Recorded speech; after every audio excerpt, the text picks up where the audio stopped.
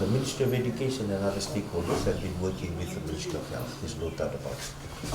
I work together in terms of Operations Center, in terms of COVID response, disaster verification of vaccination, and now the opening of schools. One thing we've learned as a ministry and as of health, that the success of our vaccination campaign and the work that we've been doing with COVID-19 is because of the support we receive from our partners. It's not us, it's all of us working together. And one of the reasons why I'm here is not only to come and see what the damage is, but more importantly just to come and thank you, the civil service, and also the teachers. My mom is a teacher, so I know the importance of your role as teachers. I also know that many of you, your children will do very well, because many of us whose parents were teachers have done very well. And if anything, I'd like to share today is only three important things. Number one is that we must keep moving forward. We know from the evidence that it is relatively safe to open the school.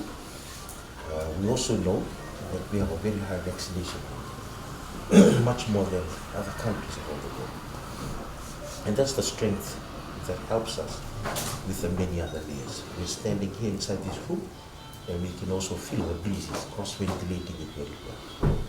I also know that your classrooms here do not have the sheer numbers of students that other places will have. And so all those layers together will be able to make your school a safe place for our children to come and go to school. Number two is that moving forward, the COVID safe requirements is in your hand, no longer in our hand. It's in your hands. So I'd like to encourage you to take it moving forward. And one thing that is very clear is that we must make health an important part of our education. I know many of us here will remember when we were class 1 students used to wash hands and have a toothbrush, and they used to check us for a handkerchief. I'm not saying we go back that way, but you can see that even about 20, 30, 40 years ago, that was a very important part. And I'd like to encourage you as teachers here in Vanuabalavu to make health an important part of the child's learning. Secondly, I'd like to encourage you also, if you need anything, please let us know. Dr. Luke, as they know, he has my phone number. If you need anything from us that we can bring from Suga, I will always to support you. So please let us know. We brought some sanitizers. We brought 2 beds.